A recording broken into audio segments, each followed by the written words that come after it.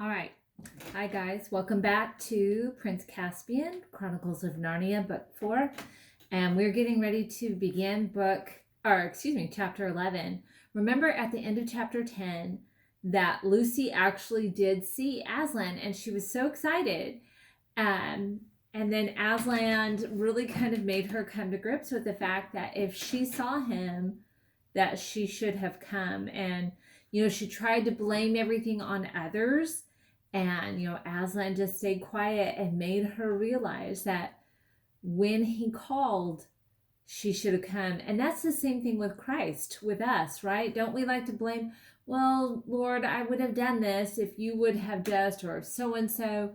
And we want to pass the buck to make ourselves feel a little bit more less responsible for when we disobey. So here we go. Chapter 11.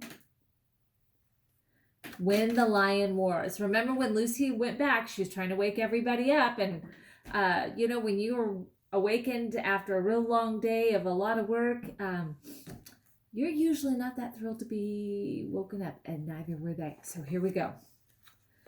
When the whole party was finally awake, Lucy had to tell her story for a fourth time. The blank silence which followed it was discouraging as anything could be. "I can't see anything," said Peter after he stared his eyes sore. "Can you, Susan?" "No, of course I can't," snapped Susan, "because there isn't anything to see. She's been dreaming. Do lie down and go back to sleep, Lucy." "And I do hope," said Lucy in a tremulous voice, "that you will all come with me because I'll have to go with him whether anyone comes or not." "Don't talk nonsense, Lucy," said Susan. "Of course you can't go off on your own. Don't let her, Peter. She's being downright naughty." I'll go with her if she must go," said Edmund. "She's been right before." "I know she has," said Peter. "And she may be right all this morning. We certainly had no luck going down the gorge. Still, at this hour of night? And why should Aslan be invisible to us? He never used to be. It's not like him. What does the DLF have to say?" "Oh, I say nothing at all," answered the dwarf. "If you go, of course I'll go with you. And if your party splits up, I'll have to go with the High King. That's my duty to him and King Caspian. But if you ask my private opinion, I'm a plain dwarf who doesn't think there's much chance of finding a road by night where you couldn't find one by day. And I have no use for magic lions, which are talking lions and don't talk, and friendly lions, though they don't do us any good, and whopping big lions, though nobody can see them. It's all bilge and beanstalks as far as I can see." "He's beating his paw on the ground for us to hurry," said Lucy. "We must go now. At least I must." "You've no right to force the rest of us like that. It's 4-1, and you're the youngest," said Susan. "Oh, come on," growled Edmund. "We've got to go. There'll be no peace till we do." He had fully intended to back up Lucy, but he was annoyed at losing his night's sleep and was making up for it by doing everything as sulkily as possible. "On the march, then," said Peter, wearily fitting his arm into his shield strap and putting his helmet on. At any other time he would have said something nice to Lucy, who was his favorite sister, for he knew how wretched she must be feeling, and he knew that, whatever happened, it was not her fault. But he couldn't help being a little annoyed with her all the same. Susan was the worst. "Supposing I started behaving like Lucy," she said. "I might threaten to stay here whether the rest of you want on or not. I jolly well think I shall." "Obey the High King, your Majesty," said Trumpkin. "And let's be off. If I'm not to be allowed to sleep, I'd as soon march as stand here talking." As soon as they got on the move, Lucy went first, biting her lip and trying not to say all the things she thought of saying to Susan. But she forgot them when she fixed her eyes on Aslan. He turned and walked at a slow pace about 30 yards in front of them. The others only had Lucy's directions to guide them, for Aslan was still not only invisible to them, but silent as well. His big cat-like paws made no noise on the grass. He led them to the right of the dancing trees. Whether they were still dancing, nobody knew, for Lucy had her eyes on the lion, and the rest had their eyes on Lucy, and nearer the edge to the gorge. Cobbles and kettle drums, thought Trumpkin. I hope this madness isn't going to end in a moonlight climb and broken necks. For a long way, Aslan went to the top of the precipices. Then they came to a place where some little trees grew right on the edge. He turned and disappeared among them. Lucy held her breath, for it looked like he had plunged over the cliff. But she was too busy keeping him in sight to stop and think about this.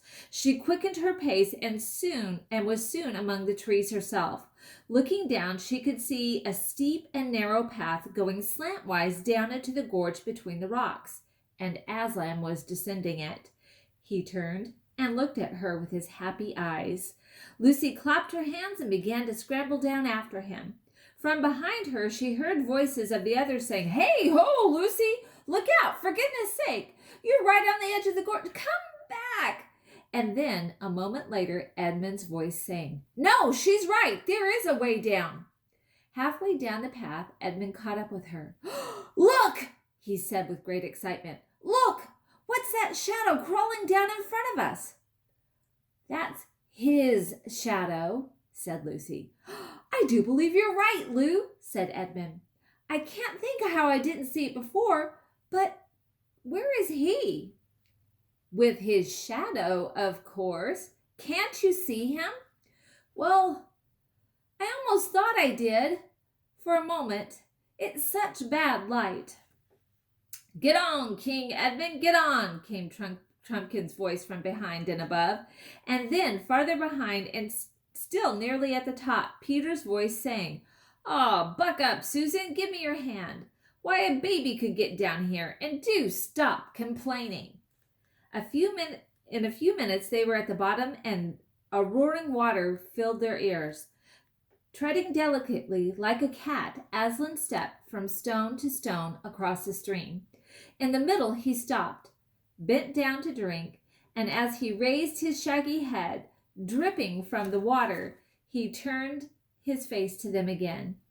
This time, Edmund saw him. Oh, Aslan! He cried, darting forward. But the lion whisked around and began padding up the slope on the far side of the rush. Peter! Peter! Cried Edmund. Did you see? I saw something, said Peter, but it's so tricky in this moonlight. On we go, though, and 3 cheers for Lucy. I don't feel half as tired now, either. Aslan, without hesitation, led them to their left, farther up the gorge. The whole journey was odd and dreamlike, like a roaring dream. The wet, gray grass, the glimmering cliffs which they were approaching, and always the glorious, silent pacing of the beast ahead. Everyone except Susan and the dwarf could see him now. Presently they came to another steep path, up the face of a farther precipices. These were far higher than the ones they had just descended, and the journey up them was a long and tedious zigzag. Fortunately, the moon shone right above the gorge, so that neither side was in shadow. Lucy was nearly blown, but when the tail and hind legs of Aslan disappeared over the top. But with one last effort, she scrambled after him and came out rather shaky-legged and breathless on the hill that they had been trying to reach ever since they left Glasswater. The long, gentle slope, heather and grass, and a few big rocks that shone white in the moonlight stretched up to where it vanished in a glimmer of trees about half a mile away. She knew it. It was the hill of the stone table. With a jingling of mail, the others climbed up behind her. Aslan glided on before them, and they walked after him. Lucy, said Susan in a very small voice. Yes, said Lucy. I see him now. I'm sorry. That's all right. But I've been far worse than you know. I really believed it was him. Yesterday, when he warned us not to go down into the forward, I really believed it was him tonight. When you woke us up, deep down inside. Or I could have, if I'd let myself. But I just wanted to get out of the woods oh, I don't know. And whatever am I going to say to him? Perhaps you won't need to say much, suggested Lucy. Soon they reached the trees, and through them the children could see the great mound, Aslan's house, which had been raised over the table since their days. Our side don't keep very good watch, muttered Trumpkin. We ought to have been challenged before now. Hush, said the other four, for now Aslan had stopped and turned and stood facing them, looking so majestic that they felt as glad as anyone who feels afraid, and as afraid as anyone who feels glad. The boys strode forward. Lucy made way for them. Susan and the dwarf shrank back. Oh, Aslan, said King Peter, dropping on one knee and raising the lion's heavy paw to his face. I'm so glad, and I am so sorry. I've been leading them wrong ever since we started, and especially yesterday morning. My dear son, said Aslan. Then he turned and welcomed Edmund. Well done, were his words. Then, after an awful pause, the deep voice said, Susan. Susan made no answer, but the others thought she was crying. You have listened to fears, child, said Aslan. Come, let me breathe on you. Forget them. Are you brave again? A little, Aslan, said Susan. And now, said Aslan in a much louder voice with a hint of a roar in it, while his tail still lashed his flanks. And now, where is this little dwarf? This famous swordsman and archer who doesn't believe in lions? Come here, son of the earth. Come here. And the last word was no longer a hint of a roar, but almost the real thing. Race and wreckages, gasped Trumpkin in a ghost of a voice. The children, who knew Aslan well enough to see that he liked the dwarf very much, were not disturbed. But it was quite another thing for Trumpkin, who had never seen a lion before, let alone this lion. He did the only sensible thing he could have done. That is, instead of bolting, he tottered toward the lion. Aslan pounced. Have you ever seen a very young kitten being carried in a mother cat's mouth? It was like that. The dwarf, hunched up, and a little miserable ball hung from Aslan's mouth. The lion gave him one shake, and then his armor rattled like a tinker's pack. And then, hey presto, the dwarf flew up into the air. He was as safe as he could have been in bed, though he did not feel so.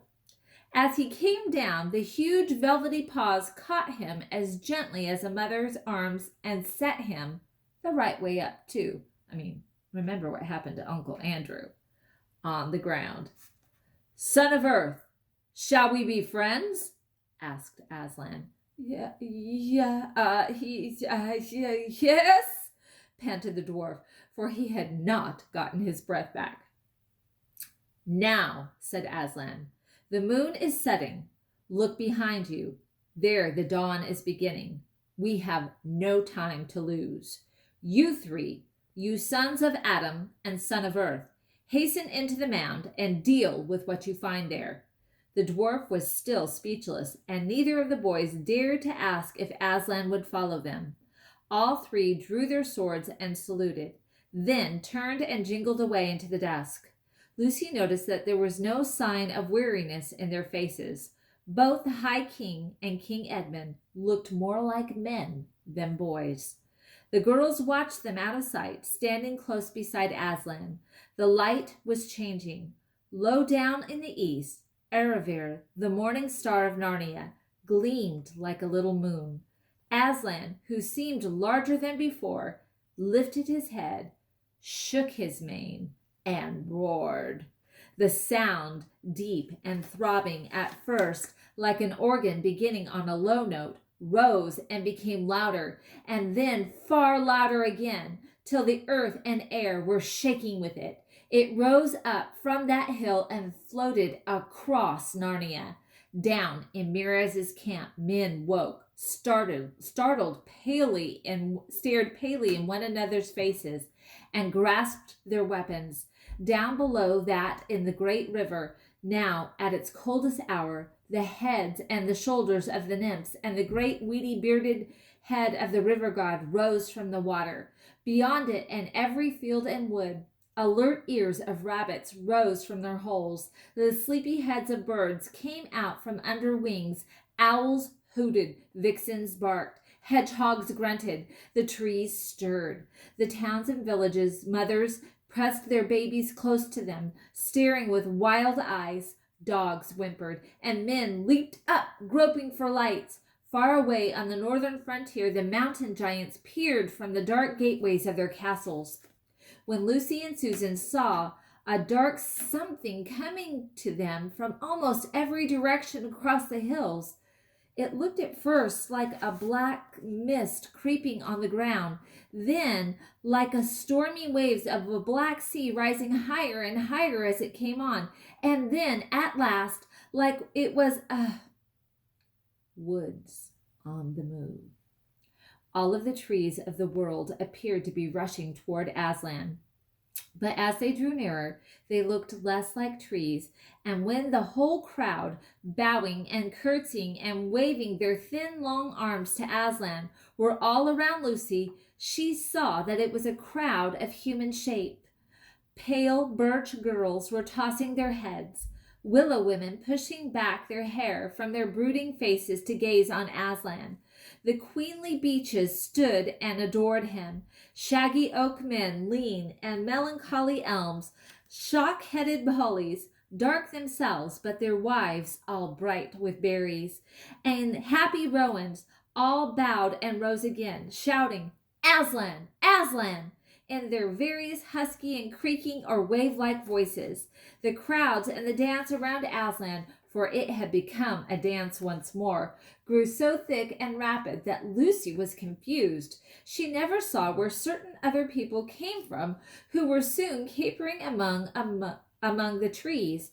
One was a youth, dressed only in a fawn skin, with vine leaves wreathed in his curly hair. His face would have almost been too pretty for a boy's if it had not looked so extremely wild.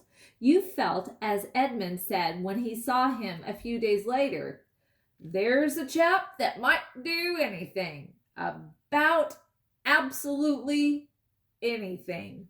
He seemed to have a great many names. Bromius and Ram were some of them.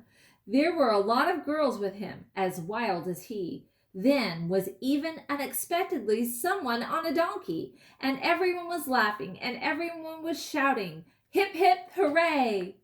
It is a party, Aslan, cried the youth, and apparently it was, but nearly everyone seemed to have a different idea as to what they were playing.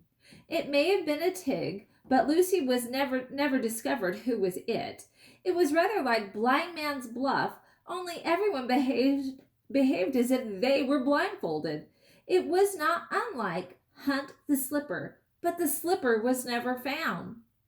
What made it more complicated was that the man on the donkey, who was old and enormously fat, began calling out at once, refreshments, time for refreshments, and falling off his donkey, and being bundled on it again by the others, while the donkey was under the impression that the whole thing was a circus and tried to give a display of walking on its hind legs. And all the time there were more and more vine leaves everywhere, and soon not only leaves but vines. They were climbing up everything. They were running up the legs of the tree people and circling around their necks. Lucy put up her hands to push her hair back and found that she was pushing back vine branches. The donkey was a mass of them. His tail was completely entangled, and something dark was knotting between his ears. Lucy looked again and saw that it was a bunch of grapes.